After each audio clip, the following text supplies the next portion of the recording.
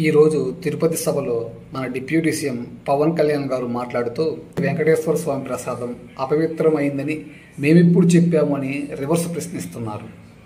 కల్తీ నెయ్యితో లడ్డూ ప్రసాదం తయారు చేసిందే కాక ఆ లడ్డూ ప్రసాదాన్ని అయోధ్య రాముడికి కూడా పంపించారు అని అలిగేషన్ చేసింది మీరు కాదా? ఈ టోటల్ లడ్డూల అంశంలో గుమ్మడికాయల దొంగ ఎవరంటే జగన్మోహన్ రెడ్డి గారు భుజాలు తడుముకుంటున్నారంట. ఇదేంటండి, రోజుకు 4 ప్రెస్ మీట్లు పెట్టే చంద్రబాబు నాయుడు ఈ లడ్డూ అంశంపై ఇప్పటి వరకు నోరు మెదపలేదు. ఎందుకంటారు? సుప్రీంకోర్టు అంశంపై స్పందించాల్సిన చంద్రబాబు నాయుడు స్పందించకుండా మీరెందుకు మాట్లాడుతున్నారు?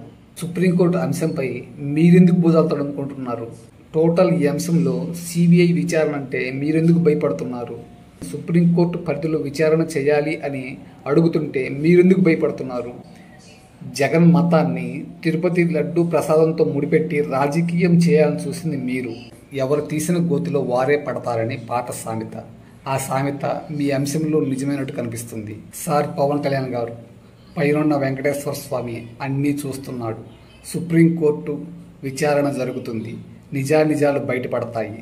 అప్పుడు ఎవరేంటి అనేది అందరికీ తెలుస్తుంది.